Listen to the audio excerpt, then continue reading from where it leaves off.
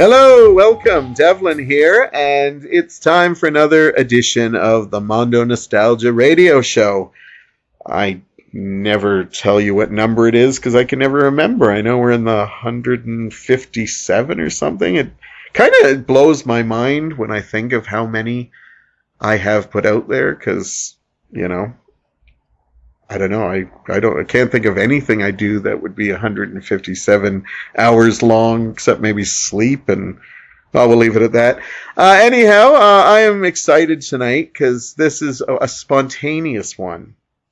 And what I mean with spontaneous is that, well, I have a friend over, and I said, hey, what do you want to do? And we said, let's podcast, even though we don't know what to talk about. But the great thing about this is we just talk, and it doesn't matter. It's great when you have a guest, co-host, that you can talk about anything. But it's great that when, like we were talking about, the great things we were talking about before I pressed on, and now we'll probably have nothing to say, but I like that this guy comes here because we can talk about anything, and we just lose all track of time. We sometimes have to just keep a clock nearby, or we'd just be wee small hours of the morning. But anyhow, I won't waste any more time. He's been on before.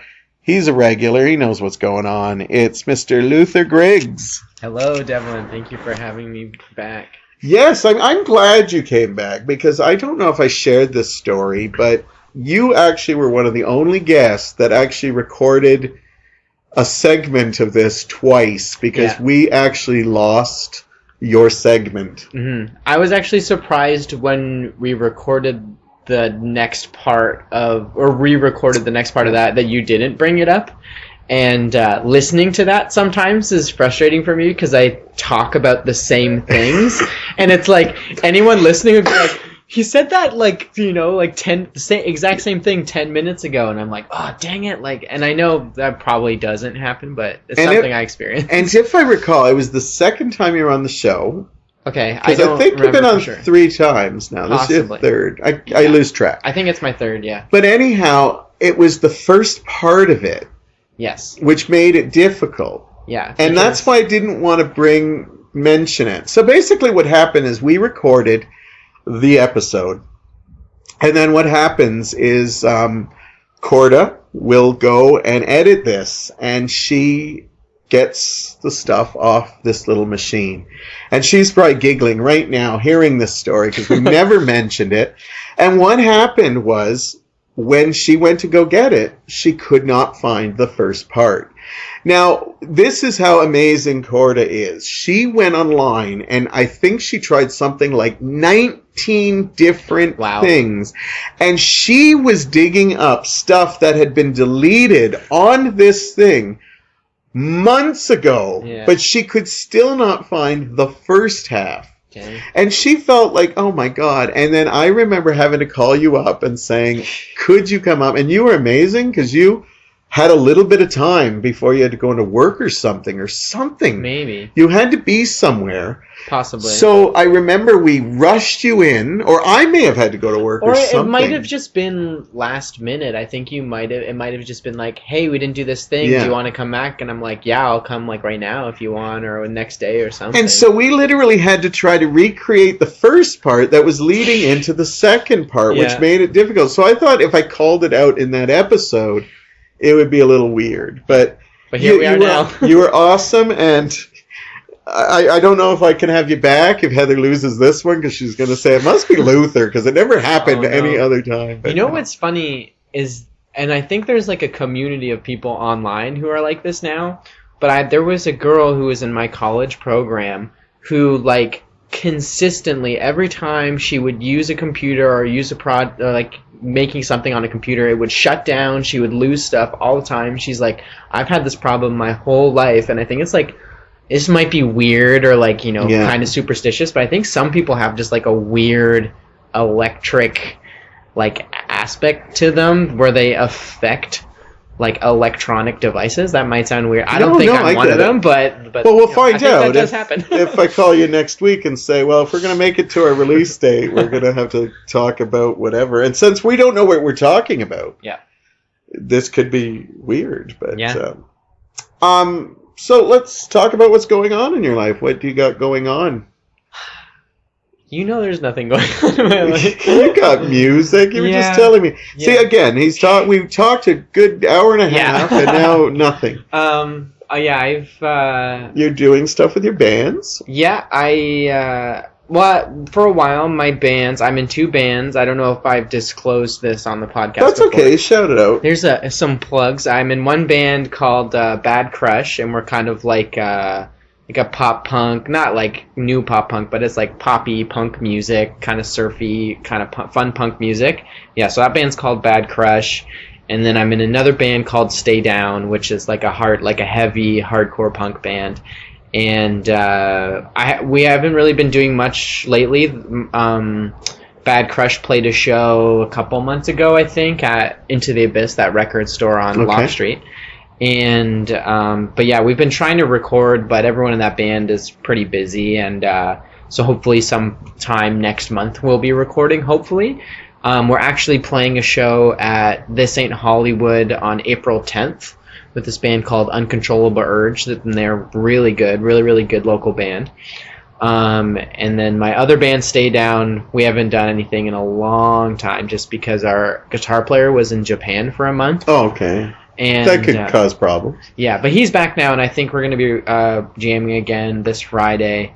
And then that band, we have a show in July planned. We're opening for a couple like really important and seminal like screamo and hardcore bands, and I'm really excited about that. The 2 bands are called Loma Prieta and Jerome's Dream, and it's in Toronto, and I'm really excited about that. But other than that, like I told you earlier, I started writing and recording music on my own by myself. I'm excited to hear that too. Yeah, actually I think I could show you on my phone.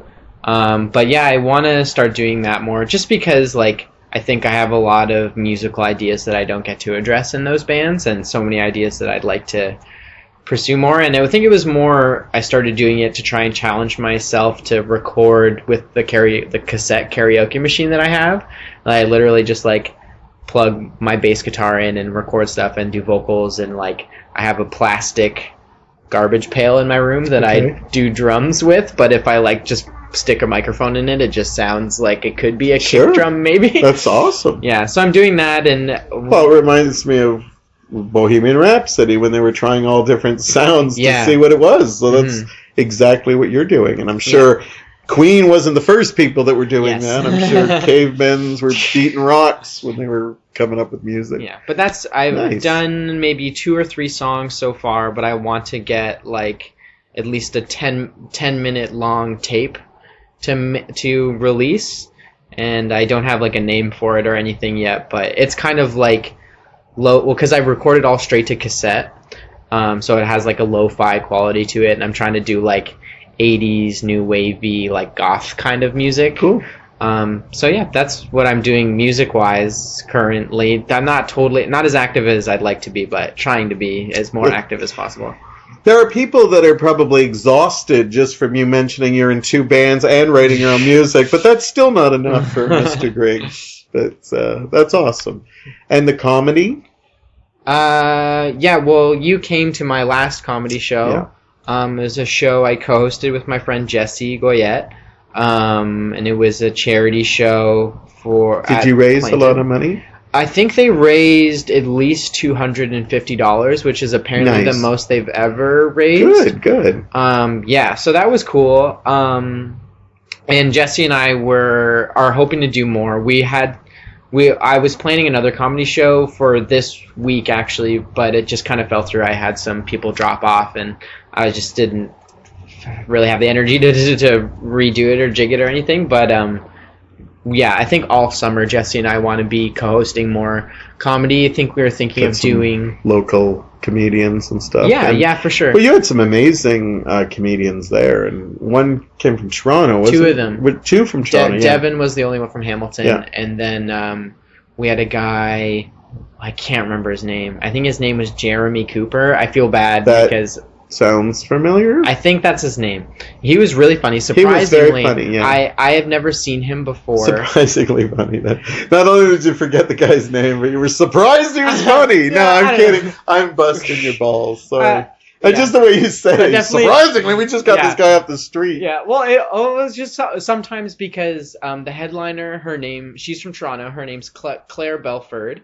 And I had seen her do stand-up in Toronto, and I'm like, this person's awesome, Yeah, and I she want was them to very come funny, to Hamilton. Yeah, and I've asked her before, but she couldn't come out, and so we asked her again because we were doing this show. Persistence. Yes. and she's like, oh, like, can I ask someone else from Toronto so she can get a ride? And I'm like, yeah, and it's always a gamble because sometimes, like, oh, I don't know what this person's comedy is going to be like, so sometimes you worry. But I think... I'm hoping his name is Jeremy, so I'm just going to keep calling him Jeremy. Yeah, look him up. If you don't see a Jeremy Cooper and he's a real estate agent, just tell him he's very funny. If that's not his name, I will write in the YouTube comments what his real name actually is. But please do that. We don't get enough YouTube comments. So I'll say his name is Jeremy right now. But I thought it was cool because sometimes I can be weary of male comics because sometimes they can... You don't know what their style is, or... Yeah, and not to say, all male comics are bad. And I'm sure there's a couple of women comics that can cross 100%, lines too. Always. Yeah. But sometimes I get nervous, and especially because I don't really know Claire that well, and most of the comedians that I've had come from out of town that bring friends. Like, I know them and I know their tastes, and I'm like, I trust these people to bring good comedians out. How did you meet this guy? Like, did you just... Jeremy? Yeah. Well, Claire brought Jeremy. Oh, okay. So she's just like, oh, can he come so she can get a ride? And I loved Jeremy's set because it started out, and I think he was starting to talk about like sports and stuff like that. And I'm like, oh no, this isn't gonna play well. But he subverted. Yeah, he found ways. Yeah, it's like he started like his jokes with stuff you'd expect certain comedians to say, and you'd be like, oh no, where's this gonna go? And he'd like totally like turn it in a different direction. I remember some of the jokes he told, but my favorite thing he did was actually an improv moment. This was at a vegan bakery. What was it called? It's a vegan restaurant called Planted. Planted, yes. It's a restaurant. I always say it's a bakery. Yeah, not a bakery. Why is it just a bakery? Because it was bakery, but they did have other stuff. There's a vegan bakery on Ottawa Street called Hardy Hooligan, so maybe people get it confused. Maybe. Yeah. But anyhow, where they performed was this open, like, window where people were walking by, and you could actually see people walking through the doors. And I remember at one point somebody in the middle of a set just walked out the doors, and he said, oh, I've never done comedy at a place where you can actually watch the people walking to their cars shaking their heads. And I thought that was hilarious because they walked and he's like, oh, have a good night. Like, right in the middle of your show, there's a real confidence builder. But I like how he turned that into a very funny line, just because it's like, well, you don't usually do comedy shows where you can actually watch them go all the way to their car shaking their heads. Yeah. I actually have a really funny story that's similar to this. And my friend Michelle Zita Mirsky, who is a Hamilton comedian, like one of the funniest people in the city for sure. She used to put on charity shows at this place called The Stranger on James Street. And it was also right in front of a big glass window. And there was, I think, it was this comedian named Chris Locke. And I was actually opening at that show. And he started out, and I don't think he's maybe been to Hamilton that many times, and Hamilton has had a bad reputation to some people, and people would walk by and he's like, oh, I'm scared, making dumb jokes about like, oh, people in Hamilton, da da da. But I'm pretty sure the door was open because it was summer, it was kind of hot, and I think that there was a door person or something. But anyways, it was so surreal. I tell you, I was sitting front row, right in front of the door. And there was this guy across the street that started yelling at him from across the street. And he's like, oh my God, what is going on right now? Like, am I going to die? And it was like a scene out of like Twin Peaks or something. It was like this old man told, like, I didn't realize right away, but he was very drunk. And he was like crouching, like creeping across the street, like mumbling and stuff. and like it was just looked like a David Lynch something, like very static, like him just like coming up and this comedian be like, what the hell is happening right now? Wow. And he like came in and he's like, hey, what are you doing? And he's like, it's my birthday. And like it was like one of the craziest like sporadic in the moment things I'd ever experienced at a comedy show, and he's just talking to him and he's like yelling, he's like, it's my birthday and all this sort of stuff, and it was funny because he was there for a while, like maybe like 5 minutes, and then when he left he's like, all right, well, I'm gonna do my comedy now, and he put like the mic stand in front of the door with like a hat on it, and he's like, that way no more scary people will come in here, and that was amazing. That was a really good experience. That's a great story though. Yeah. I like those Twin Peaks moments. Oh, it was so... I feel like I'm not describing it well enough because it was like dark You had great visuals. You had a great visual. I'm sure when we listen to this, it'll come off like one of those old-time radio shows. Mm-hmm. I hope so. Now, that was the first time I came close to seeing you do comedy, because you were doing comedy a little bit during the bits, but it was more hosting kind of comedy. Yeah. From what you've told me, I think your comedy is a little different than that. But I enjoyed what I heard, because you were saying you were using the horoscopes, which I thought was very clever, and I thought it was very funny. Yeah, that went really well. I was really worried. It was very funny. I thought it was like, because you were just... Were you making it up on the spot, or did you kind of have an idea? I wrote it down. Okay. It's still good. It was still good. Yeah, so just for people for listening, I basically, like, we were raising money for this thing, and I was like, oh, I've gotten into astrology lately, so I, like, would ask people in the audience what their sign was, and then, like, read a description, and it was like, if you don't give money to this charity, something really bad will happen to you if you don't do it on this day. Which was awesome, because people were, like, there, and so I like that. But yeah. Now, I told you one of the things you said. I hope I didn't freak you out with it, but you actually said that you read your own astrology sign. Yes. And you mentioned something about you had great legs. Yes. And I remember I'd seen a picture recently on Facebook where you had these little short shorts. Yes. Well, not like the... I do wear short shorts. I missed that picture. I'm going to be checking your Facebooks out now. But no, you had like a capri or something. Okay. It was just out of the knee. And I remember looking at that picture. Oh, Luther's got great legs. And then when you said it, and I sent you a thing saying it, but I thought, oh, maybe I weirded him out a bit with that. I'll say it's definitely a compliment I've gotten before. So I knew that if I said it, like certain friends in the audience. But you didn't get it from me. But no, I was just kidding. No, but I'm glad it hit with you as well. No, that's the first thing I thought. I said, oh my God, I saw a picture of you and I thought, wow, Luther's got nice legs. Mm-hmm. You got that whole hairy leg aspect. Like that. Sorry. You didn't think we were going there tonight. I don't shave them, it's true. That's good. But if you wanted to do that, that's your prerogative. I thought about it. Now, I was going to ask you a stupid question, but sometimes as a host, I catch myself, but I'm going to admit that it was a stupid question. Because I said, if you and I were to collaborate on something, could you see that in the future? And then I realized we're doing a third podcast. Yeah. We are collaborating on something, but... I would love to work with you sometime. Yeah, for sure. I don't know what. Mm-hmm. Yeah. I'm not musically inclined. I'm not really a comedian because I'm more of a storyteller. Well, maybe we could do an improv something or like a loose sketch comedy or something, maybe. Or that I wouldn't mind doing that. Or maybe we could do a radio show, write a script or something. I'm not trying to say we're on the same wavelength, but I was just thinking about that. Yeah. I wonder, it would be kind of cool to do a recording playing characters or... Yeah. Oh, and we could get like a soundboard with like sound effects and stuff like that. Wow.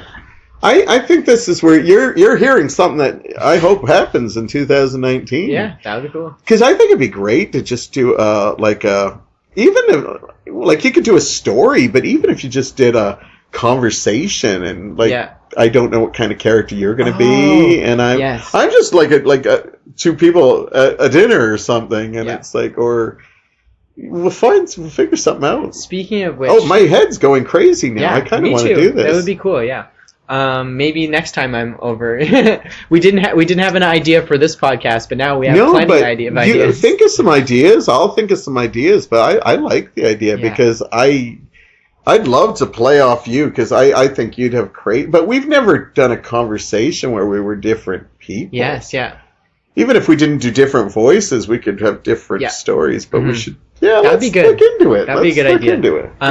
But I was actually on a podcast last summer that hasn't been released yet, so I won't say who did it or that's a long wait, boy. Yeah, I have a lot of friends that do this, like, they'll just have a podcast and it just never comes out, which is why I really like what you do, because you just put it out when you want to put it out. Well, yeah, and I admit I don't have a lot of listeners. I'm happy that I get one or two, or I used to have 17. I swear they've all gone. But what I like about it, like, you just promoted a show in April. Yeah.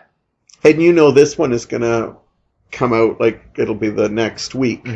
I'd like to do it quickly because it gives a chance that somebody might. Yeah, that would be sweet. I like to promote that kind of thing and stuff like that. Now, when I asked you what we could do tonight, your eyes lit up. You're like, I'd like to do a podcast. You enjoy podcasting. I do. I don't do it, so.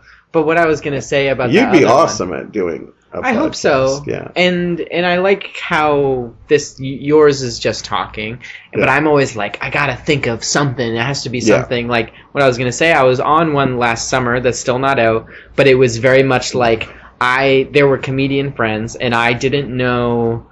They didn't tell me anything. They're like, come over, we're recording a podcast. I'm like, okay, and they like totally caught me off guard, and it just turned into like a big like improv kind of thing, and it was like really cool, and that was like kind of their idea. That's why I don't really want to spoil it. Yeah, no, it's not your idea to spoil. Yeah. And I hope it comes out soon, because I know that the other people that have been on it and on my episode, I really enjoyed it. I can't wait to hear it. Hopefully again someday, and hopefully it comes out and it's just something that's just waiting for the right time and stuff like that. Yeah, but yeah, it would be cool to do some like character-based voice play thing. What I find hard about doing this podcast is, like, I love when I have a co-host because we just talk about stuff, and usually I get to know them a little bit more for the audience because I usually know them. Though I've had guests that I barely knew. But when I do the shows on my own, I like to have like a theme or something. Yes. And I try to get them kind of topical, but every once in a while I'm just like, oh shit, I want to talk half hour about Brady Bunch or something. But I try to like this is weird because I'm talking about the episode last week, but I talk about my love of Laurel and Hardy because I got to see that movie Stan and Ollie. Oh, cool. And then that segued into me talking about going to the Playhouse and how I'm excited that the Westdale and how Hamilton has never had a movie theater, but it's important to support them. Yes. And even if you're in the States, look for those local theaters. Yeah. And I am so happy because whenever somebody tells me, oh, I went to see that at the Playhouse or the Westdale, I'm always like, how many people were there? Because I want... Yeah. I just recently saw the World War I documentary, They Shall Never Grow Old, and I can talk about this because I didn't see it before the last episode. And so that was my first time going to the Westdale, and I was not only loved the movie, it's a Peter Jackson documentary, which is mind-blowing. Yeah. Because it's just footage. And what was even great about it is at the beginning, they had an introduction by Peter Jackson, and he said if you stay after the movie, they had a half hour showing how they made it. Oh, cool. Which was incredible. Sure. But if you ever get a chance to see it, it's wonderful. What's it called again? They shall not grow old. Okay. And basically he was approached by this military museum that has over like 100 hours of World War I footage. Mm-hmm. And this stuff is apparently, a lot of it has been seen on so many documentaries. So Peter Jackson's like, how are we going to make this fresh and stuff? Yeah. And so it was really unique because he took the footage and he doesn't have a narrator. He uses they also had an archive of like something like 600 hours of talking to World War I vets in there. So he decided that the whole narration was going to be soldiers. And it was amazing because they follow like when they were in boot camp, when they first got into the war. And what's neat is they did it in a Wizard of Oz type way. And they did it as soon as they got to the war. they actually showed the screen go wide, and it was colorized. And nice. What they did, now they weren't the first ones to ever do colorized, but what they did was they colorized it in a way to make it really look authentic. Yeah. Like they said, what we thought we could do was we cleaned up the footage, and then we decided to try to add color, but we wanted to add the depth to it. And the stuff they do, like, if you ever get a chance to see this, I hope they have that half hour after, because when you see how bad the footage was and what it looked like. But his thing was that if we show this, when you watch black and white footage, you don't really get a sense of it. It almost looks... Yeah. But when you see it in full color, you start feeling like this could be happening. Like, these are faces of people that could be alive right now. Mm-hmm. And it was really mind-blowing. But I got to promote, going to theaters again because of this. But what I'm happy to report was that there was a ton of people there. Yeah. And they looked like... I know it's new, but I love that people are supporting. Yeah, I went to the Westdale like a week or two ago. I saw if Beale Street could talk, and there was a lot of people there, which I'm glad. But I was at the Playhouse just last night actually, and I saw this movie called Border, which I saw the trailer. No, I saw the trailer, and I was last like, night was the last I want to night. see it. Yeah, I know.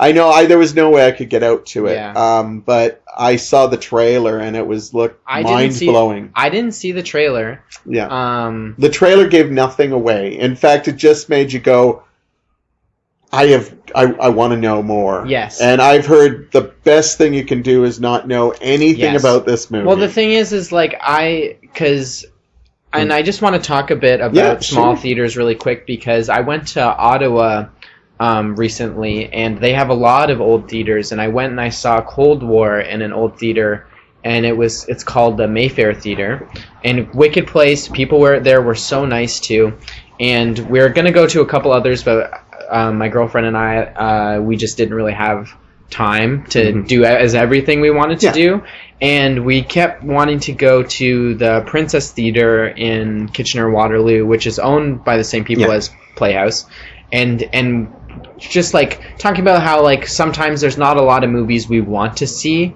in the bigger theaters in Hamilton, and so now, and like I didn't really go to Westdale that much when it was open. Like I saw a couple movies there. I just started going back. That's why it hurt when they were closing, because I was just like, But now it's very much like I need to not miss out on this, and I need to, and I just had a friend reach out, and she is like, hey, I have this like quote unquote film club, and it's just like a small group of people, and we're going to try to go to the Playhouse once a week. Do you want to come? And I'm like, yeah.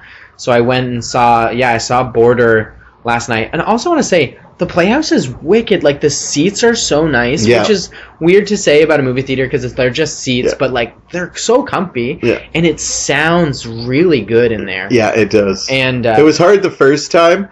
Because when we saw The Room, there were people yelling and stuff. Yeah, true. But when we saw Stan and Ollie, and again, it was at matinee showing, and it was half the house was filled, which made me happy. Awesome. When I say half the house, people are probably like, but you gotta, this is a huge theater. It is a big theater, yeah. Like, that's what scares me, because both the Westdale, they have a lot of seats, so you really need to get that support in there, but they have so many great things. So, sorry, you were saying. Yeah, and it was a bit of a bummer because there wasn't a ton of people at Border, but I understand it was like a late showing on a weeknight. Yeah. But this movie, and I can't really tell you anything about it. I didn't see the trailer. I saw the poster on the website, and there was like a couple quotes, and all I remember was like, it's weird, and I'm like, okay, cool. Like, I don't want to miss out on a weird movie. I think one of the quotes in the trailer was, don't read anything about it, just go. Yeah. And but I will, and I do want to talk about it because I think people should see this movie, but I will also say that it's really disturbing and it really messed me up. One of those. Yes. It's not like the first movie you may have showed me that you said, don't tell me anything about it, and it screwed my life. No, I'm kidding. But the thing is, it's real. I haven't seen every movie, so I don't know for sure, but it's really sweet and it's funny, but then it gets really dark near the end. But I won't say anything beyond that. But it's about a woman who works at the Swedish border. It's a Swedish film, and she looks like one of those like Geico cavemen people. Yeah, we were like, are they cavemen? Like we were like totally like, are they Neanderthals? Because that's what all we could think. But we were both like, Heather was there. Like, I kind of want to see this, and I have no clue what this is about. Please do. Even though, like, I'll put a bit of disclaimer at the end, but it's about her, and it's amazing because no one brings it up. It's it's not addressed, and that she looks this way, and you're kind of like, okay, like, you know, it doesn't matter that she looks, and you can tell it's a prosthetic, but it's like, it doesn't matter, and she's really good at smelling things, and that's why she works at the border, because she can tell if people have drugs or other kind of bad things. and sorry, this is interesting already. And you're watching it, and you're kind of like, is that like, you're like, I know this is what it is, and it's kind of funny and silly, but the movie plays it so straight. And then one day, there's this man who also looks like a cave person, who comes in, and you can tell that she's like so interested, and you can tell that she can tell that he looks like her, so she's like interested in him. But again, everyone else isn't like, hey, that guy looks like you, or anything like that. And like the way it progresses, and it's like unlike any movie I've seen, because I believe it was up for a foreign film Oscar this year. It was Sweden sent it to be nominated. I don't know if it got nominated, but it was nominated for makeup. Yeah, that would make sense. It could have been. I think I heard that it was, but then I think when I read into it later, it might have just been like their Sweden submission for that Oscar. But it could have been. I'm not sure. But it was unlike anything else I've seen, and really interesting and cool storytelling. But like, though I'll compare it to something, because I don't want. I've suggested quote unquote disturbing movies to some people, and they've watched it like and just been like, what, why did you do that to me? And I remember challenging a few people to see a movie, and I think one or two thanked me, and other people were like, what the hell? And I can honestly say I didn't even know if I enjoyed it, but I didn't love it. But I said, if you're into horror, a movie called Tusk. Yes, I know that one. Yeah, and I challenged horror fans to give it a try because it was so out there, and I liked it a lot, but I didn't love it. There was one part that really rubbed me the wrong way, and it's not even the part that should be the disturbing part that rubs me the wrong way. Yeah. It was one of the cameos in it, we'll say. Oh, okay, I think I know what you're talking about. Yeah, because it took me a minute, and then I said, is that who I think it is? Yeah. And I just felt that character kind of chewed the scenery way too much. Yeah, definitely. I won't say it just in case you see it, but other than that, I thought the movie was like, I think I watched it with my jaw open for the whole thing, so I find movies like that very entertaining. But I'm assuming you probably, have you seen Seven, like with Brad Pitt and Morgan Freeman? Yeah, absolutely. I remember the first time I watched that movie, and like I just kind of felt like empty, and like was just like, what the heck did I just go through? Great movie, but I will say it's similar to the way I felt after watching Borden. Okay, wow. But it's cool because it, like, you know, Seven's very like dark, drab, hopeless kind of movie, whereas I think it's cool that Border is like kind of has this like intriguing, cute, like sweet kind of story element. Scenes in the trailer, I remember, but I know it is a sweet movie, but it twists it on you, and you're like, how'd you do that to me? Now, you said you wanted to do a round of topics Tease-O-Rama, which we're going to do, but before we do that, I want to talk about one topic with you, because you and I do have it in common. The whole idea that physical media like DVDs and stuff are probably within 5 years of being gone. Yep. Like, they'll always be there, but people won't be making them. what are your thoughts on that? Because I know you and I both collect, you collect like VHSs, you collect DVDs, and we'll be still able to get the older movies, but a lot of these new movies might go right to streaming services and stuff. And I just wanted to know, since you're of a different generation than me, because I fear this because I don't have streaming sites, and I don't like to be pushed into it. And I think you'll always still get some DVDs made, like the older... like Rhino and some of those obscure little ones that, you know... And Netflix does put some of their content out on DVD. But it's, hit and miss. It's kind of just the most popular. But what are your thoughts on it? Is this something you worry about, or...? Well, I'll say that this subject, I think, is tough for me because I like having things. And it's also... I think my life has changed a bit because I no longer have a computer, and so I can't watch movies on my computer anymore. I can't I can't download movies or watch stuff on streaming sites anymore.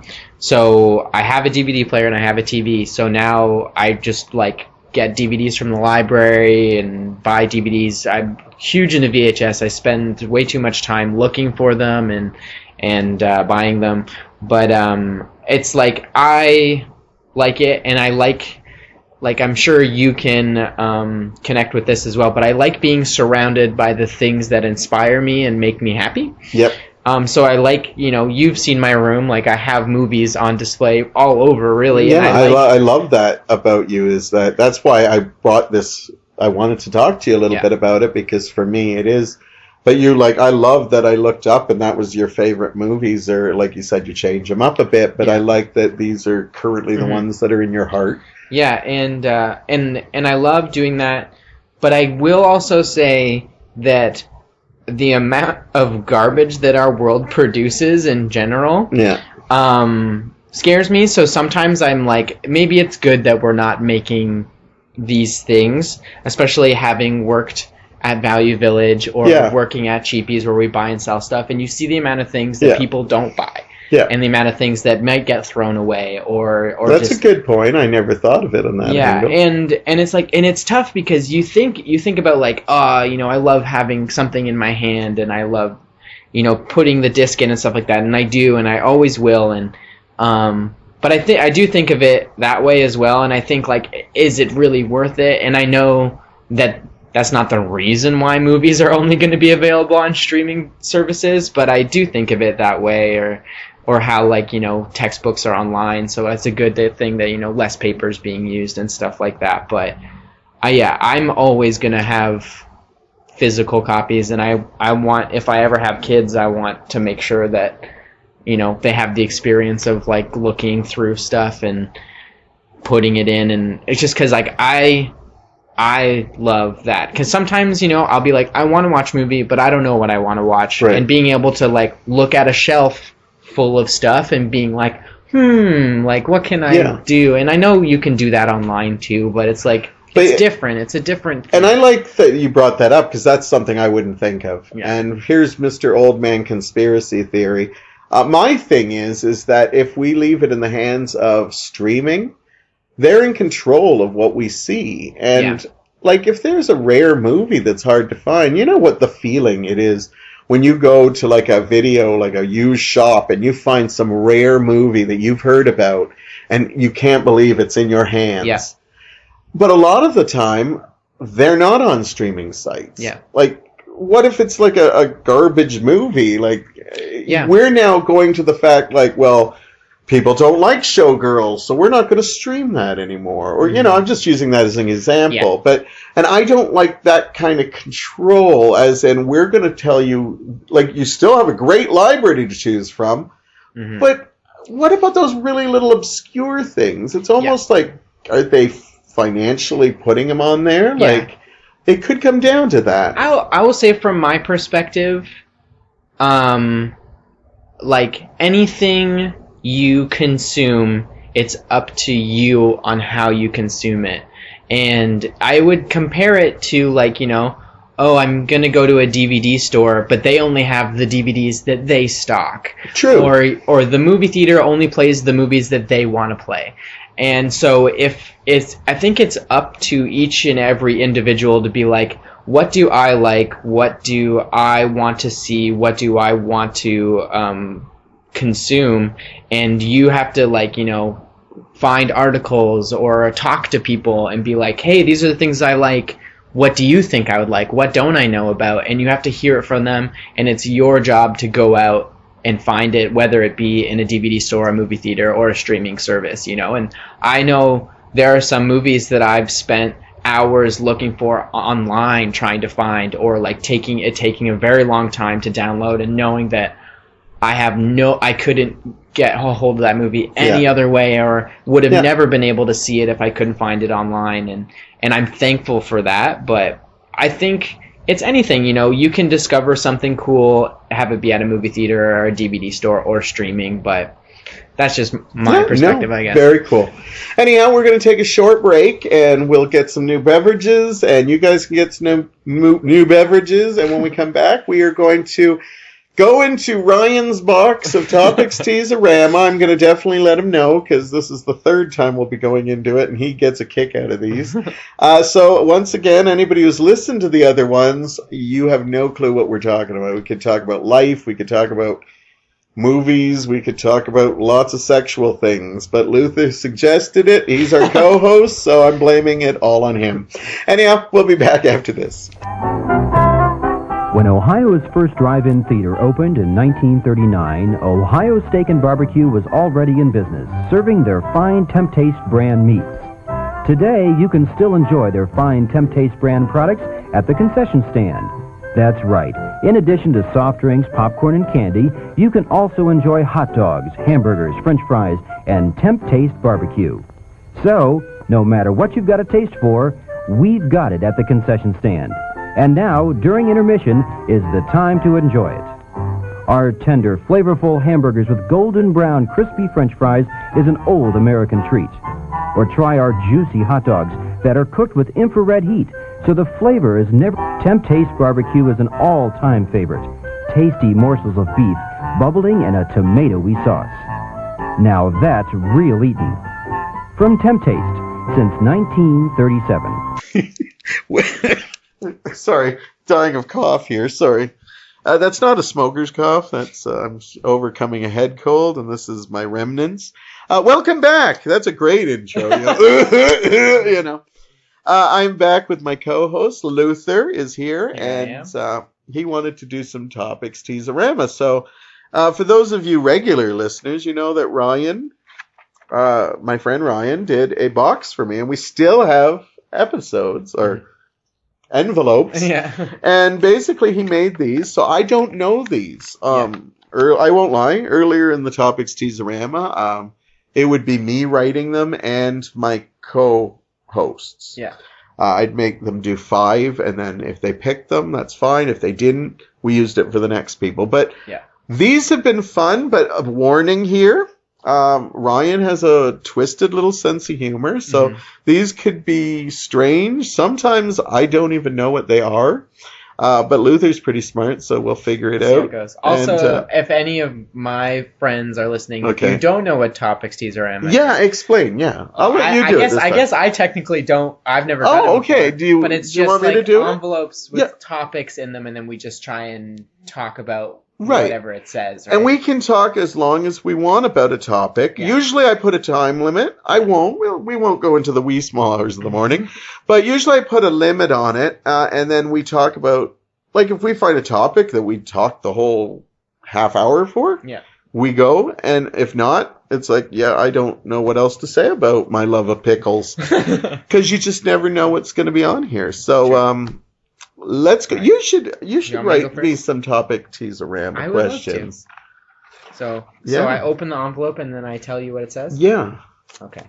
This is Before you do that, because I would love for you to interview me one time. I've always wanted someone to ask me questions. For sure. Would you be okay to do that? You know what was funny? Because you seem excited about doing my podcast, so I'm going to try to ask you more often. Yeah, you know what's funny is I wanted to prepare something for today. Yeah. But I hate to admit that after I got off of work, I just zonked right out, fell right asleep. I'm surprised I'm awake right now because I got little sleep, so the fact that I'm alive and well, but I have a feeling my eyes are going to get really wide, and let's see. All right, yes, one day I will do that. Yeah, sure, I'd like that. Is that too egomatic to say, could you interview me all. for my own show? No, not at all. I've got 150 some odd episodes. I can be egomatic. Here's our first question. All right, this is a good one. If you could go on a trip anywhere in the world, where would you go? Oh, thank God we got a normal one to start. It's always weird when you have you ever used anal beads or something? Do you want me to go first on this one? Yeah. Okay. We'll take turns answer the questions. Anybody who knows me knows I don't like to travel. It's not because I'm a stick in the mud. It's just if you ever seen me just going to spend a weekend at my partner's cottage, I still have to pack so much things. Like he'll be like, "Why are you packing dress clothes? We're going." I go, "Because you never know. We might meet someone there and they might invite us to their home." Never's happened, but I always have a nice shirt and nice pants. But if I had to travel, I hate to say it, but ever since I saw the Mamma Mia movies, I kind of like Greece. The islands in Greece just seem beautiful. Yeah. And this is not just a place that the locale of it just makes me kind of want to go there. The little villas that they show. I don't even know where in Greece that is. Yeah. So if you've seen the movie Mamma Mia or Mamma Mia 2, you know what I'm talking about. I just find that kind of nice. I could also say Germany because my mother comes from there, and I've always kind of been interested in Australia, maybe because of my love of Olivia Newton-John, but my fear of big spiders probably would keep me from there. So, yeah. That's cool. And you? Me? I think we've talked about this before. I don't really like to travel either. That's the question right there. Yeah, really. But I like to go to places where I know things are happening. Yeah. So like like day trips and stuff. Yeah. But I also I'd like to go somewhere for like a festival or something like that. But I will say I went to Ottawa recently. I think I said that already. But I really liked it there. I kind of just want to go there again. And there was a lot of stuff that I kind of did and would like to be doing more of. Like I went to a really cool record store, or this music venue that it was also an arcade, or this other music venue that it was also a bookstore, and they did like poetry nights and comedy nights, and there was a comic book store in the basement, and we were doing so much stuff that we couldn't do a lot. So I'd like to revisit all that. And I like maybe I don't really like to travel to see sites or something like that, but I'd like to experience like communities and culture and like see how it's different than where I am. And so I'd like to go somewhere for like,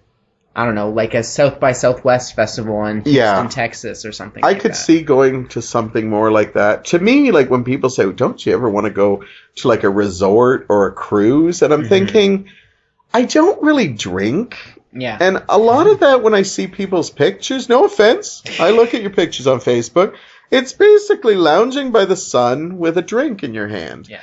And I burn, so all I'd be doing was I'd be slathered in sunbathing thing. I'd be in the pool, but I kind of want to travel to but I'm in a lot of those places, they always say if you go off the resort, you're risking your life. So again, this does not promote travel to me. It's funny. I went to Mexico for my 14th birthday. Okay. And we stayed at a resort in Cancun. But like when we left and we went into like the other parts where there's like markets and stuff like that, and I loved it. It was so much more interesting because, like, the resorts, it's like, oh, there's a Hard Rock Cafe. Like, I can go to one of those half hour outside of where I live. But then, like, going to cool places or, like, seeing the run-down resorts was really cool. And I remember... It's not cool when you stay there, though. No, of course not. But I was taking pictures of the graffiti because I really liked the graffiti there. And I remember my aunt being like, don't take pictures of the graffiti. Take pictures of things your family wants to see. And I'm like, I want to see the graffiti. Yeah, no, I'd be interested in that, too. I remember I stayed at a motel, not a motel, a hotel in Parry Sound. I won't name it because I wouldn't remember it anyhow. And it was okay, but I think it would probably be like I remember it had not many stars, and I remember just weird things like picking a cigarette butt out of the pool while you're swimming. And my favorite was when we went to the Continental Breakfast. There was a chipmunk, like where all the buns were and stuff. And inside, wow. And he literally like would skip it out when we came out. And I go, well, that's special. But I thought it was charming, actually, but I didn't eat there. We went to the McDonald's because we didn't know where the chipmunk went. So you can have charming moments, but you can also have realistic, like, maybe we shouldn't eat here. Yeah. What are those raisins? All right, on that note, it's time for another question. It's like the Oscars. Oh, simple. Batman or Superman? I like Batman better. That's okay. Why are you looking at me like I'm going to ask you to ask as I sit here with my Superman ring? Yeah, and I know how you feel about Superman. But I was a big Batman fan before Superman, and then as I grew older, I realized that I don't relate to a rich guy who has gadgets, but I relate to a freak from another planet that doesn't feel like anybody understands him. So, but you were answering first, so you're Batman fan, and I'm not going to ask you to leave. No, I understand that perspective totally, but I guess technically I don't really connect to either character. Okay. Really, like I understand your connection, and it seems like something I probably would do or whatever, but I don't know. I get this is going to sound super shallow, but Batman just looks cool. Like you know those. I think all of the Batman movies are wicked, like the way they look. Like I grew up watching the like Batman and Robin and Batman Forever. Yes. And I love Batman Forever. Who's the guy that directs it again? The guy that did St. Elmo's Fire, right? Joel Schumacher did the two, and then Tim Burton did the first two of that series. And to be honest, like I know a lot of people might not agree with this, but I rewatched the Tim Burton ones recently, and I'm like, these aren't as great as I remember them. But I think Batman Forever is like my favorite Batman movie. Like, you know what? That is up there. You and I are really best friends now, because no, I actually like Batman versus Superman now more, but I think Batman Forever is underrated in so many ways, and I think for me this is what I kind of miss the days that a superhero movie kind of looked like a big glossy cartoon. Yeah. And I love the color, and I think Joel Schumacher doesn't get enough credit for the amount of subplots he has in that, and he manages to do them all. Like he has the Batman dealing with, Chase Meridian going to like thing. I think, major spoiler here, but if you don't know the comic by now, you probably wouldn't watch it anyhow. When, what's his name? Dick Grayson's parents are murdered by Two-Face. Yeah. And he sees them all dead on that sequence is one of my favorite sequences in a movie, because I think they filmed it so beautifully where they're all gunned down and he's saving all these people. When he comes back, his reward is there's his family dead on the circus floor. Like, the aerial shot of them. And them all. And he doesn't see it because he's getting the bomb away from everybody in that thing. And then Jim Carrey's The Riddler is so good. It's funny to watch it now because he has such an Annie Lennox vibe with that haircut, like a early Eurythmics. Yeah. It's over the top, but it's funny. But I love, and a lot of people actually say it's actually Tommy Lee Jones that has the over the top part. Mm-hmm. Two-Face is really over the top, but I think they work well together in a way. So too. And that scene where they first meet, where he shows up and he's like talking to them. Yeah. I think it's an amazing scene. And I don't know. I also like Chris O'Donnell a lot in that. So. Yeah. I knew he wasn't no teenager at the time, but I think it was well cast and stuff. Mm-hmm. And this is just a nostalgia factor for me, and I guess that's topical considering the name of the podcast. But like, because I watched those movies so much as a kid, but I'm so attached to like the 90s had such a weird aesthetic to some things, and like I was talking about this with a friend recently about like, you know, like fisheye lenses and canted angles and just like I love that kind of stuff and the crazy sets like when the Riddler has like the room for Two-Face and there's like the girl in the white dress and the girl in like the red dress or whatever and like just so elaborate, or the scene where Dick Grayson takes the Batmobile and fights the guys who are wearing the glow-in-the-dark paint. Like, you don't see stuff like that anymore. Sure, it's not good, but it's so amazing to see. But it also gives a shout-out to the old Batman series, because there was a lot of humor in it. Like, I love, like you said, a villain that'll go and, I'm going to paint this side of the room, you know, this, and this will be the other side of me. Like, Like, I love that a supervillain is picking out paints because his lair has to fit his personality and stuff. Or even just, like, the TV brain-sucking thing. Like, it's just so interesting and out there. Well, I think the problem with it is, and I'm going to get flack from this, and is that I think there was a time that superhero movies were kind of made for the whole family.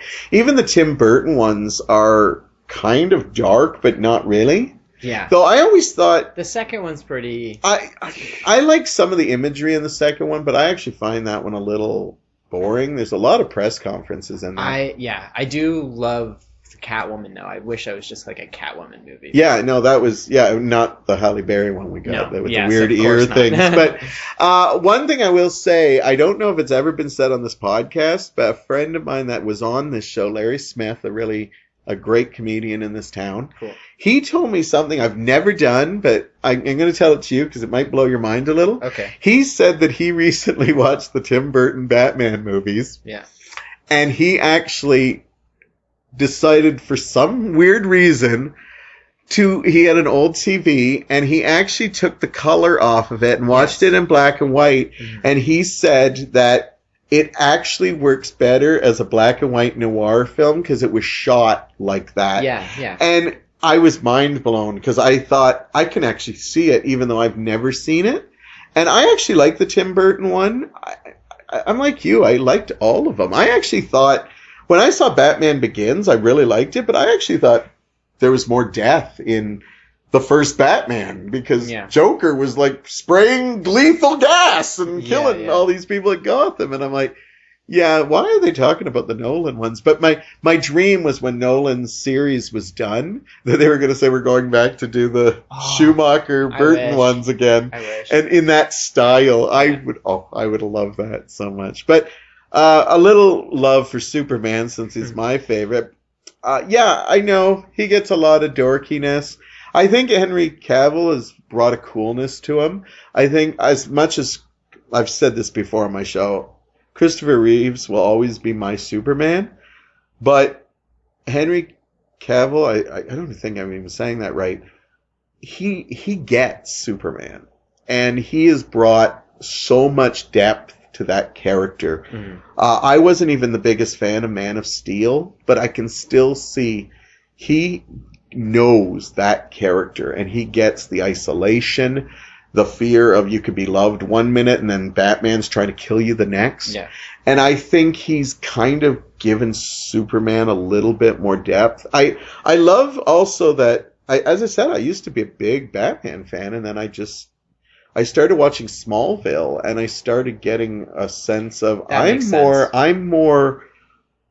can relate to like 1 minute they love you and then the next minute, my mental issues again. And I always saw a deeper lore to Superman because Superman, it's cool. It's cool to be a vigilante, but Superman almost is like on par with it. Like I always put him up there with like a Jesus Christ story, like coming to Earth and like just blowing everybody away. But like you do one small thing and everybody's like, well, he could. Like I think the whole thing in the Batman versus Superman is amazing. That Batman says, what if he turns on us? Mm-hmm. We have nothing to protect ourselves. This guy could just rule us. Yeah. Superman is not like that. But I started wearing a Superman ring, and I love how many people come up to me and said, I love Superman. Where'd you get that ring? That's wicked. So it's nice to see, because I know Batman is way more popular, and I'm okay with that. But you know what? I love that Superman has its fans. So just to I'll pick one of no, this is a good topic. But also just to I don't want the first one. Just to speak to Batman being like a rich snobby dude or whatever. Yeah. But I remember when I started watching their Daredevil Netflix TV show. Yeah, I love that. And I was watching it, and my dad was really into comic books when he was younger, and he was really into Daredevil, and I remember he got me like a few Daredevil action figures when I was younger and stuff like that. But I never really knew anything. Like I knew the Ben Affleck movie, but obviously that's not, it's a completely different thing. But after watching the TV show, I'm like, Daredevil's just a way cooler Batman. Like, you know, he's like poor and like trying to make enough money just to like defend good people as a lawyer, and then he's also blind, like, and he's just like so cool. Anyway, Daredevil. Yeah, cool. no, we like could talk about Daredevil a lot. When I watched that first season, I was blown away. So good. I didn't like the actor they cast, and by episode 1, I was like, I'm totally sold on him. Yeah. When they started bringing on Kingpin, I was like, I actually love the villain just as much as I love the hero. Yeah. Like, Kingpin was so beautifully done, and it also showed me the power of TV. Like, when people tell me, well, TV is so much better now. Well, they have 13 episodes to tell a story. A movie is like 2 hours, 3 hours maybe. So, anyhow, we're off on a tangent. Yeah. So let's get Great show, though. Yeah. That just tells me there's going to be something really weird. Maybe we did all the weird ones. Maybe you did. No condom fell out. That's a good sign. Oh, wow. What makes you smile? Lots of things. Yeah. Wow. I like that Ryan was in a really great mood. What makes me smile? Stereotypical answer. People will boo. My friends. Yeah. And I'm not trying to win points here, but just you being here. Yeah. It doesn't matter what we're talking about. 1 minute we're talking about superheroes. 1 minute we're talking about personal stuff. 1 minute we're talking about, seats in a movie theater. That makes me smile because it's like just, I've talked to you several times, and every time we talk, we seem to hit something new. Mm-hmm. And I love when you meet new people and you start, wow, I didn't know that about them, or that blows me away. So I love my friends. They are the people I try to reach to when I'm going through hard times. If you want something else, obviously movies, music. Yeah. Just sometimes waking up and realizing that even though I fight some dark demons, I've created a life that I love. And I always remind my partner and my close friends that when I'm going through dark times, it's not them. It's not because I hate my life. Mm-hmm. I always thought when I grew up I'd have to give away playing with toys or playing games and I have a life that I do all that stuff. I still role play with my friends. I have video dance parties.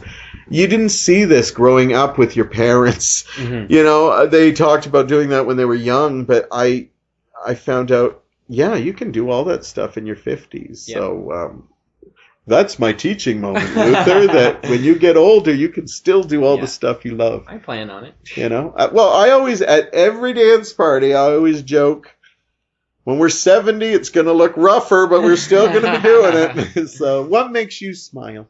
Well, obviously my friends make me smile, so I'm not going to say, oh, I've got something better than that. But something... Your friends are better than my friends. No. Something that I recently have really grown to appreciate, and I think is just something really cool, is the other day I was talking to my younger sister. I think she's in grade 2 now, so I guess she'll be 7 soon, I believe. And I talked to her on the phone, and I've noticed that I generally sometimes have issues, not with you, but talking to people or like knowing what to bring up. Sure. But I love movies, so I love asking people like, have you seen a cool movie lately? Everyone always has a good answer to, have you seen a cool movie lately? Yeah. And I was talking to my sister, and like I said, she's really young. And so I was trying to don't know, engage in conversation, because sometimes with kids it can be tough, and I'm Yeah, like, oh, yeah. like, how's school, and, like, your friends and stuff like that, and she's like, oh, it's okay, and then it's, like, Yeah. over or whatever, and I'm like, okay, like, what can I say, and I'm like, oh, it's my go-to question, I'm like, have you watched any cool movies lately? And she's like, yeah, like Alpha and Omega, and I'm like, oh, the one about the wolves is like an animated movie about I remember wolves. it coming out. I never saw Yeah, it, I've seen some of it. Not a great movie, but but to her, it's brilliant. but yeah, yes. well, and it's like, but I talked to my dad after she explained it to me, but she talked to me about like probably like between 5 and 10 minutes just explaining this movie, and sure, maybe her explanation it wasn't like a thorough summary or whatever. Yeah. But it's like, when you hear a kid explain a movie, they just tell you the moments that stick out in their heads. And sometimes it's unusual moments too. yes, which exactly. is great. And I have another good story about that after that I actually told my dad, but she was going on about it and just telling me all these moments, and I didn't really understand the plot, but just these moments, and it's so cool because I love thinking about the psychology, especially of children. And I think it has to do with my like love of films and like wanting to make films, and because my childhood meant a lot to me, and thinking about how I thought of things as a child. And but I remember my dad went on the phone after she was done, and he's like, "Oh, that was like quite the speech she gave you, or whatever." I'm like, "Yeah, but I love hearing that kind of stuff." Yeah. And I told him about this one summer where I was babysitting my brother. Because I don't know, he couldn't do daycare or camp or something like that, so I was watching him, and I only did this once, unfortunately, but I was like, I need to think of constructive things for us to do. So I'm like, oh, I'll show him a movie, and then I'll ask him to summarize it, like write it down. I can't remember how old he was at the time, maybe like grade 4. Okay. But we watched Princess Mononoke. Have you seen that? No. It's really, really good. I've heard of it. Yeah, it's really good. And I think it's like probably close. It's at least 2 hours, and it's really long. And it's like about like the people moving in and taking over parts of the forest, but there's like spirits and animals who are like getting run out, and they're trying to fight back against these people, and it's like really complex. But there's a part where like these like demons take over the bodies of these animals, and there's a part where like a wolf's head gets cut off. Oh. He's probably a little bit too young to watch this movie, and I was A little. realizing that as I was showing it to him. But then like the demon takes over the wolf's head, and like it moves around or whatever, and I could be getting the plot wrong, so if anyone has seen that movie, I haven't seen it in a while. Yeah. Maybe not what happens. But I remember when I talked to him, I was like, oh, what did you like about the movie? And it's like, all he talked about was like, I loved the wolf head. Like, what was that all about? And like talking about how the characters interacted with the wolf head and stuff like that. And I like thinking about that, because I definitely had moments when I was younger watching weird movies that I probably shouldn't have, and like thinking about how much they've impacted me. That's awesome. Yeah. But yeah. That's great. So hearing kids explain things makes me smile. That's a great answer. That is a great answer. We're getting another letter here. Boy, these are really... I'm impressed that he, like, put sealed each one them in an all. envelope. Yeah. I was expecting, like, little strips of paper in a basket. Yeah, I'll definitely tell him, because he's listened to the other one and he laughs his ass off. So we're getting the normal one, so we might have used up all his sex jokes. Because I'm sure Ryan wanted to hear something dirty when we said, what makes you smile? I could have gone there, but... Who do you sometimes compare yourself to? Huh. Sorry, I'm laughing, because we've actually talked over coffee about this. Oh, okay. So he knows that if I try to make some bullshit line up here, that do you have one, or do you have to think about it? Like, I don't know if he means like somebody you know, or a celebrity, or Well, like, you know how you sometimes kind of live your life to, like, if I could be a celebrity, or not even like copying it, but just I would, if I could be. Okay, so what's the question exactly? Okay, who do you compare yourself to? Yeah, who do you compare sometimes compare yourself to? I don't know if he's going by looks, or I would go like, just, I would say personality, but if you're going by looks, I get everything from Elton John to the former lead singer of Bare Naked Ladies. Yeah, now that I see the Elton John, I never really thought about that. Yeah, before, actually. I've sang Elton John at karaoke, and they thought it was funny. Oh, that's But cool. Stephen Page, who used to be the lead singer of Bare Naked Ladies, I actually had a drunk guy at a Stag and Doe Mm-hmm. convinced that I Wow. was not giving my real name, and he kept all night was like, I know you're that guy, and you're just not telling us. And I'm thinking, yeah, that's it. And Yeah. what would have been funny is I can actually do a pretty kick-ass version of him. Oh yeah. That would have really fucked him up if I did like Enid, or if I. Falling for the First Yeah. Time is one of my favorite karaoke songs. That's a good song. I yeah. love that song. Yeah. But I don't know. You know what's weird is that I feel like I've lived my entire life not really having a celebrity look-alike. You might feel different if you think there's a celebrity I look like. Tell me, but I don't know. You're pretty unique. my mom I think came the closest, though there are some people who disagree. But she has found some pictures of very young Jack Nicholson. Okay. And it looks Since I've seen very some movies similar to me. recently of him, a Yeah, little bit. Yeah. and I think that was close. But I don't know. My girlfriend tells me that I look like Leonardo DiCaprio, which I don't think is true.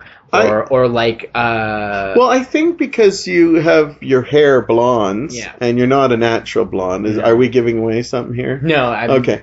Not a secret. Not a secret. Anyhow, okay. Sorry, I was sitting there. Am I outing him about being? Is he posing to the world? I usually have like 2-inch roots. So. You look to me like if I saw you on the street and didn't know you, you looked like a celebrity who's like, I'm. This is for a role, and with your glasses and everything, so maybe a little Jared Leto-ish. Oh, okay. Like if I he could was get doing that it, too. but I can't remember an actual movie where he dyed his hair and had Fight Club. Glasses. Fight Club, he has. Did he have hair. blonde hair? That's right, he did. So, but that's what I would think. But I wouldn't normally see it though. One time, I was so angry, and I don't even really want to say it, and I don't like this actor, and I got it once. And I was at, it was a St. Patrick's party, or not party, but like my uncle, I was living in Toronto. I was super sad and lonely at the time. So he invited me out to like a get together he was having at a bar with some friends on St. Patrick's Day. And I got one of his friends, and she's like, "You look like Ethan Hawke." And I was like, that I could buy that one. No, don't say that, because I don't I think Ethan Hawke is so busted. I don't like Ethan Hawke, except for like in like Boyhood, I like him. Yeah. But I don't like him, and it was funny because I told But her when you go early, like you kind of look a little like Ethan Hawke. Don't tell me that. I don't want to hear it. But I remember I was like, Ethan Hawke, no, like he's ugly. Don't tell me I look like him. But no, then, I don't think he's. But then it was funny because this older woman, my uncle's like office friend or something, was like, "No, Ethan Hawke is so hot," and I'm like, "Are you just trying to tell me that you think I'm hot?" And I was like, "This is weird," and then everyone out there was like teasing her about it and stuff. But well, if you had whiter hair and you had the right glasses, you'd do a great Andy Warhol. Oh. A cute Andy Warhol, because Yeah. Andy Warhol had really rough face. You think Ethan Hawke? You got to go back early for Ethan Hawke. I think she's going for, because early Ethan Hawke had a more cuter, but he did get more like a manly. Yeah, but well, I'm not trying to say, because Andy Warhol has a very strange look, but you're kind of like a cute version. I hope that's not weird, me calling you cute. Yeah, my mom used to also say Michael J. Fox too, but No, I don't see that at all, and I was grown up on him. Yeah, but I get Philip Seymour Hoffman. Yeah, I can see that too. And I know a friend who told me I reminded of him, the character he played in Boogie Nights. And when I saw Boogie Nights, I almost cried because that character is kind of pathetic and sad. And I was like, how do you perceive me? And he was apologetic after that. And I'm like, yeah, but I've gotten that at like banks. And stuff. It's like, you look like Philip. Especially when he died. It's like weird when you start looking like dead people. That was probably one of the first... Oh, Heath Ledger, but it was when Philip Seymour Hoffman died, it really hit me because he's one of my favorite actors for sure. But yeah. All right, so we went by looks. So Ryan, hopefully we didn't lose you. Why don't we do a couple more? Do you have time to do a couple more? Yeah, of course. I'm enjoying this. Yeah. So. All right. Let's see how this goes, hopefully. Yeah, they're staying normal. Ryan's probably like disappointed here. More sex ones, he's saying. Okay. All right. During the robot uprising, would you fight or surrender to our new robot masters? Oh my god. Now this is a Ryan question. I would fight against them. Yeah. Yeah, because I'm always worried about new technology, and it takes me a long time to, and I'm an old guy in the whole, like, when I'm on the bus and I look and everybody's on their phones, I'm just like, yeah, it's here. It like, this is the zombie apocalypse. Yeah. So I would fight against it because I always say that I knew the world before the internet. I got to live a good chunk of it, and I loved it after, so I can see the pros and cons on both. And I'm not one of those, I'm totally against technology. I know it's done a lot. Yeah. But I'm also one of those old guys that are like, it's amazing what medical breakthroughs we get, and yet we still can't do the common cold or find somebody's aches, or when you go to a drive-through and you can't understand what they're saying. It's like, really? We have like robots that can do surgery, but we can't like fix the audio on a McDonald's when you're ordering a egg McMuffin. Sure enough. What about you? Are you for the robots? Are you fighting with them? Do they want you to fight with them? If anyone is my close friend or is really close to me, they know I'm like terrified of the robot takeover. I think it's going to happen. I think it's going to happen sooner than later. I hope it happens after I'm gone. But I don't know. I will say that I have little hope in this situation, and I'm super paranoid about it. But I think you could fight or surrender, but I think because of the internet and everything being connected, I think there's no way you could stop the quote-unquote robots. Like, do you get freaked out when you're like, you go looking at some websites, then you go over to your Facebook, and there's advertisements already for things that, or... I've gotten ads. Or I don't know anything about it, but you go to a porn site and then stuff pops up saying, hey, there's a single woman. I don't even know. They obviously don't know my how I play. But they'll say, there's a single woman, and they'll say Stony Creek for me, and this is even smaller. And I'm just like, is she watching me right now? Like, what's going on? But then I remind myself, well, they don't know I'm gay, so...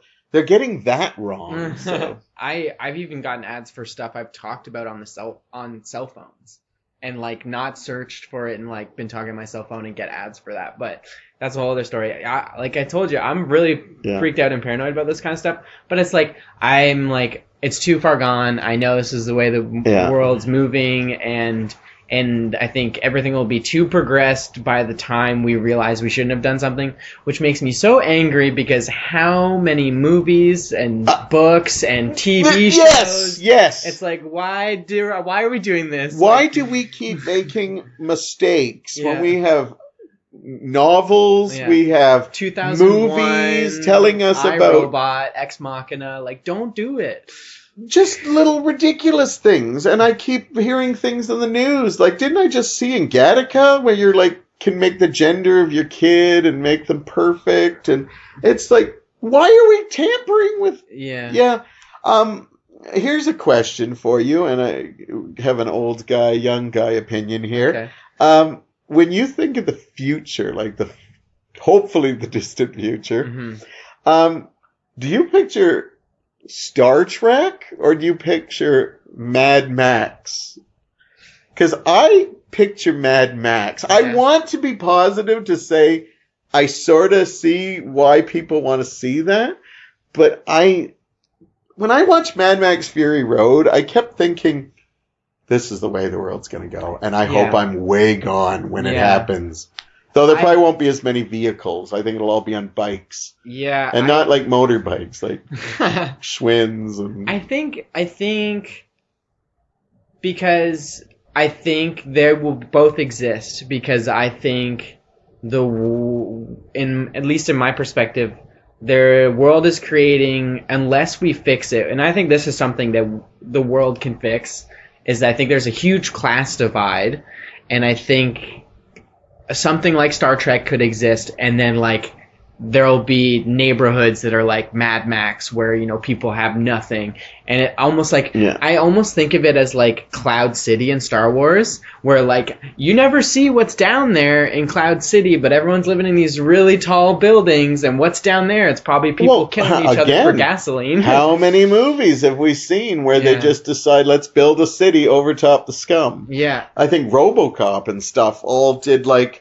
We have this city that we just built over the slums so we don't have to see them. And then, like, it's great for movies, but I don't want this to be reality. Yeah. We took this deeper than I think he expected us to. Yeah, but if I'm being honest, what I think the future is really going to be is that we will no longer have to live in the real world, and will exist inside a simulation, and we can live anything we want whenever we want. Yeah. Even maybe different things simultaneously at the same time, because eventually we'll get to a point, and I don't know, I'm no expert, but it's like we'll be able to create worlds that we can experience that will be so much better than the ones we're in. So we'll all just like almost be in a personalized version of the Matrix, where we're all just like numb to the real world and just want to live and feel however we want inside a simulation. Can you do that after I dead? I don't want to live in that world. Yeah. It's time for another question. No, I know that sounds... Oh, there's a condom in this. I'm not opening that one because I think you need to... When we get all the condoms, Ryan, I will taste all the condoms. Well, don't the condoms... These ones, I think, even have things written on them, don't they? Like... Do they have things written on them? No. Okay, sizes? That's a different brand, I thought. I thought these were like, I fortune can't cookie remember style. what the... Fortune...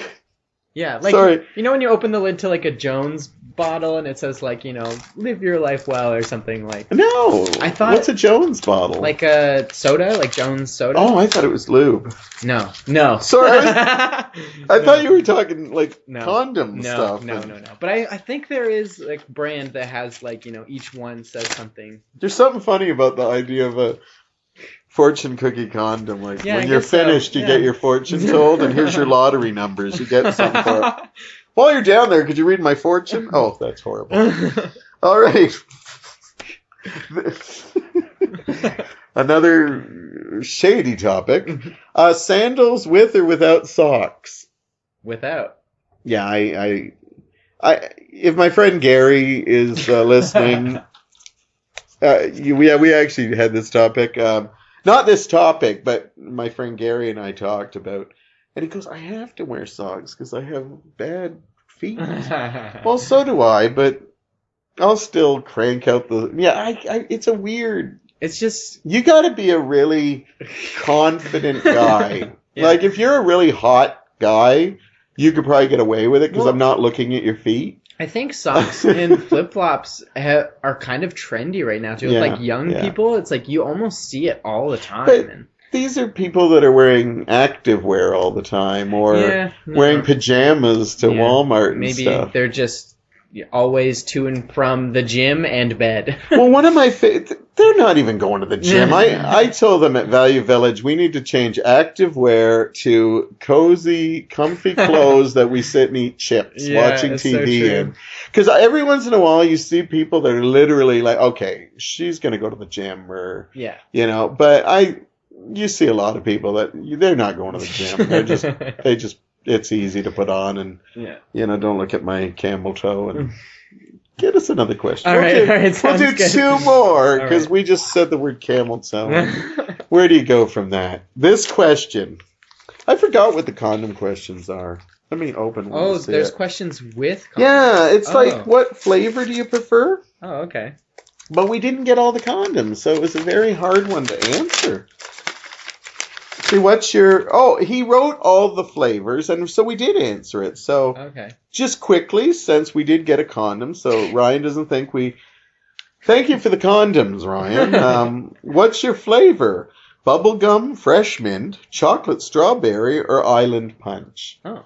So if you had to taste... Oh, like a personal... Yeah, like... Like what kind of flavor of ice cream would you want to be? But condoms? But for condoms, so... What were the options? Bubblegum, fresh mint, chocolate strawberry, island punch. I believe my favorite, I would go with fresh mint. Yeah. Because when you're down there, you want to feel fresh afterwards. Yeah, true enough.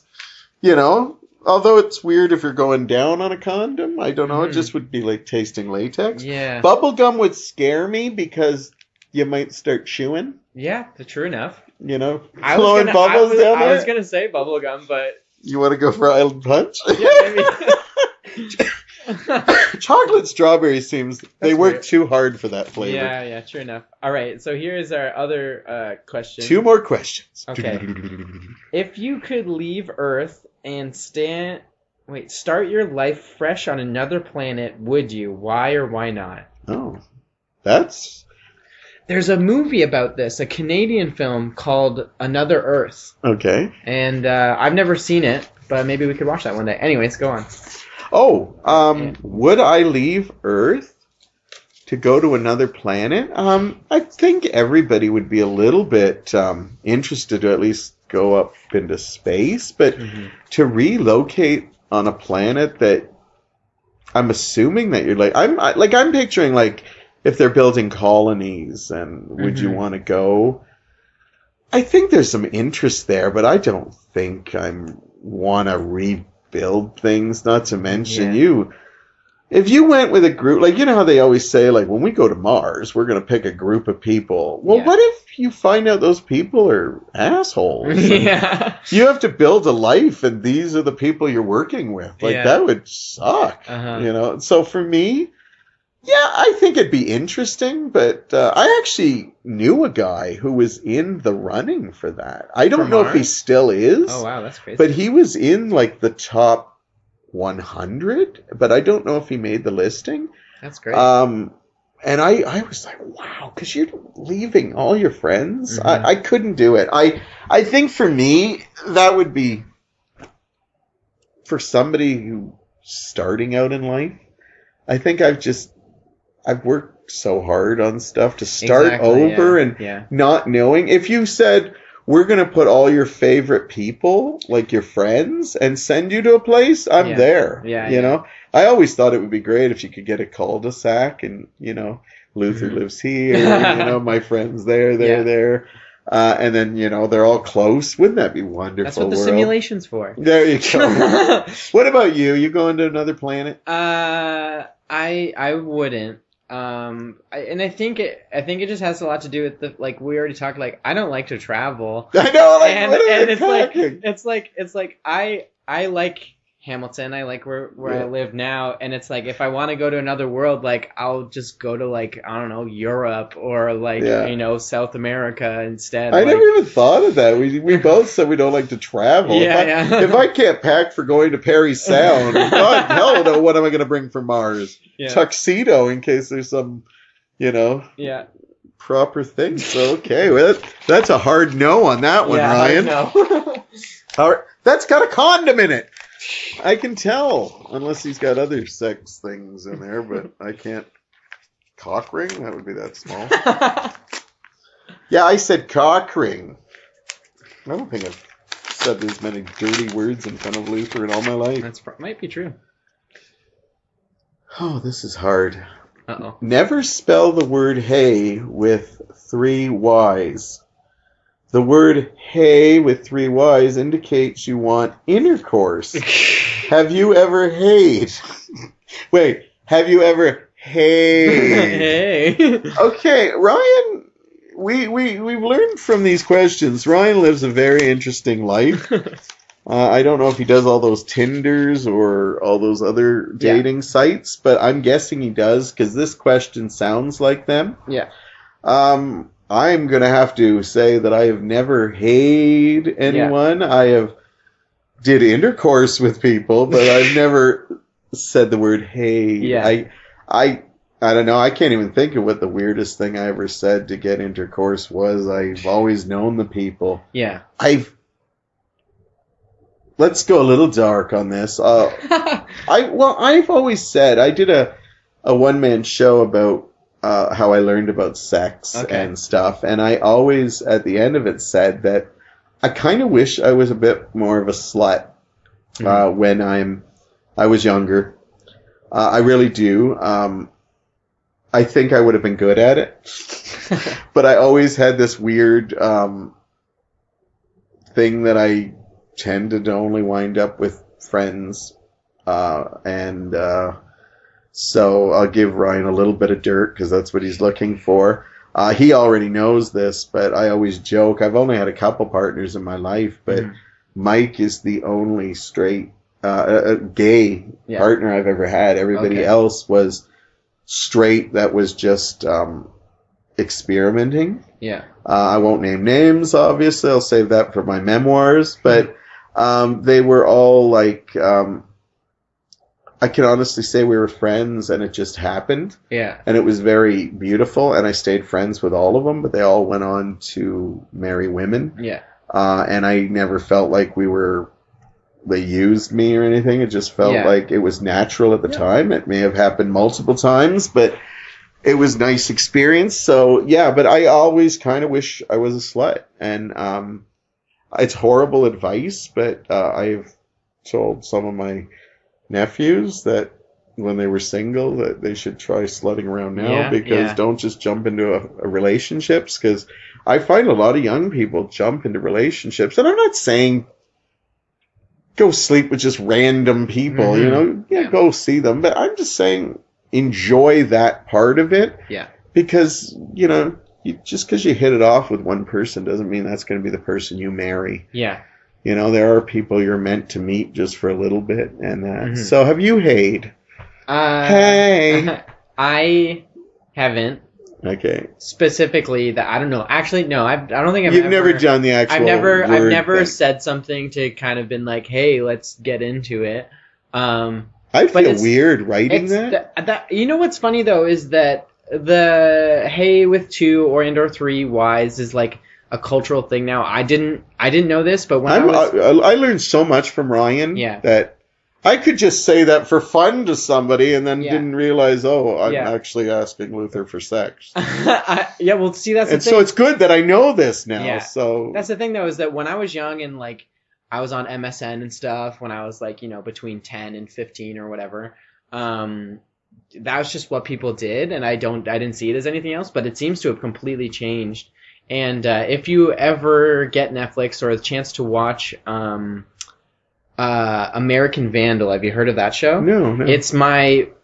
I would say it's my favorite Netflix show, and it's really good, especially if you watch a lot of documentaries, because it's a mockumentary film, and it's really well made. And the first season, which is so good, is about a kid getting framed for spray painting penises on all the teachers' cars in a parking lot at his high school. Okay. And it sounds silly, and I thought it looked dumb when it came out, but it's so good. But anyways, there's a part in that show. It's so funny too. Such a great show.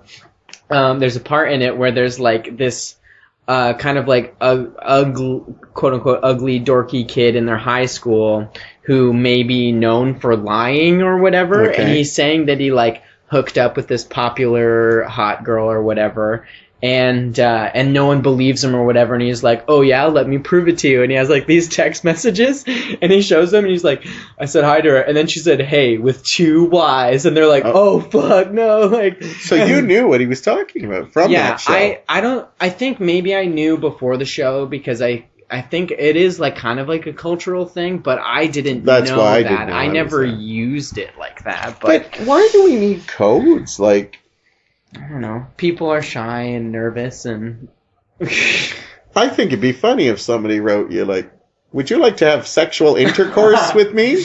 Dear person. Can I put my pee-pee in your... Can't you just put the cock emoji? Wouldn't that just say? Would that be offended? I think there is like a one. rooster? No, I think there's a penis emoji. No, there isn't. No, people use the eggplant emoji. Oh, is that what it is? Yeah, because it's phallic teaching looking. Me. Yeah, I don't. I've never used it. Why would I put a penis? Yeah. With my luck, I'd send it off to somebody I accidentally, that moment when you write an email and then you realize you're on the wrong thing. And have you ever done that? That's horrible. I've never. I'm not a big emailer, so it's never really happened to me. But maybe work, I sent it to the wrong person, but it was just work stuff. Yeah. So if you want to use the 3 Ys, by all means, but please try my, would you like to have sexual intercourse with me? It won't sound that way if you write it. It's just, I keep making it funny because I always like if you actually use really technical, you know. Yeah. You know what's funny is I think I've said that probably more than the 3 Ys. like being with someone and be like, hey, like, do you want to do this? Like, but you've never formally. said sexual intercourse, have you? Maybe, yeah. I don't know, like, I think it's good to be specific. Yeah.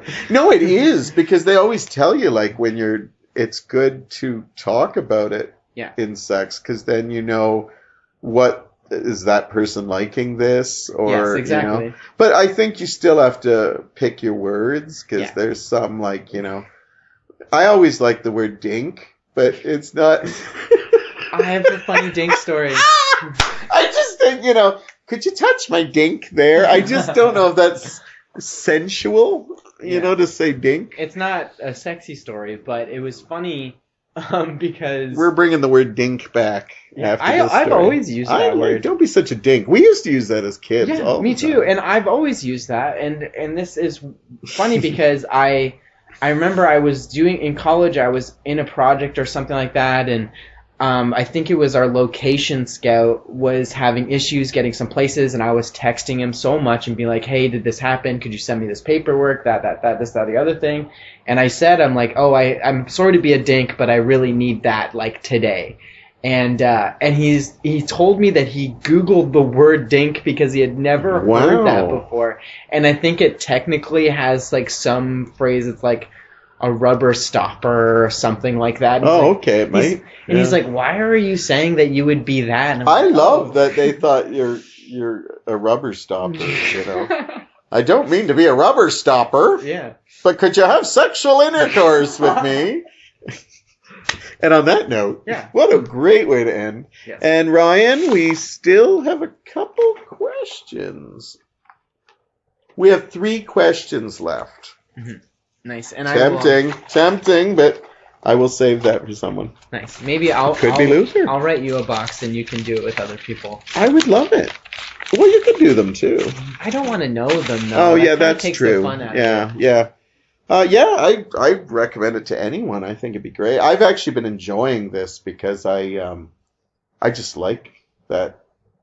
I just like not knowing them. I used to know all the ones, so yes, exactly. I'd have a set question, but there were some I'd write that. I think the worst one we ever did was it was the only show we ever edited. I won't say who it was, but I actually edited it because I felt bad because it was really interesting. It was before marijuana was legalized, and we talk about legalizing drugs. And I know a friend of mine.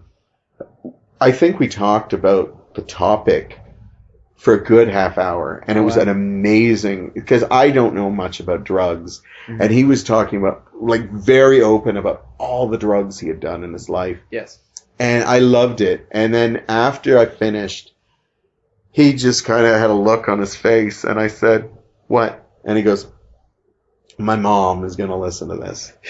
And I just basically told her every drug I ever used, and I said, we can edit it. Yeah. And he said, I don't want to ask you to edit it. And I said, would she really listen to this? And she goes, yeah, if she saw my name on something, she would definitely. And I said, we're going to edit it out. Okay. We'll take the first part.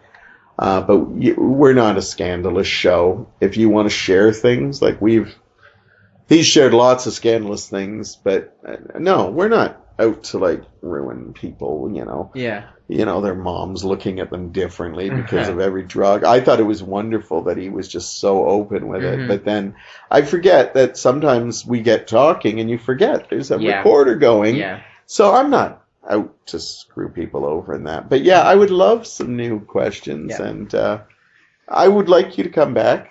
Of course. And I'm sure I'll be back soon. Yeah, because I like you. You're a fun regular to have, and we talk about everything, so we should just, like, have it going all the time and then splice the good things we talk about. Yeah, why not? Because sometimes we talk about stuff out of nowhere, and Yeah. it's just, that's a really good topic. Maybe the next time people are listening to us is to our new podcast. Yeah, I'd like to try and talk some ideas of that. I Yeah, for kind sure. of like just Mhm. playing characters or Yeah. doing like a scene from like a, this is a hidden recorder at some Yeah, undisclosed location, and then Yeah. we just totally make it up as we go. that'd be cool. Yeah. All right. Well, thanks for having me on the show, Devlin. Again, anytime you want to come on is a treat for me. So thank Me you. too. Thank you. And we will talk to you very, very soon.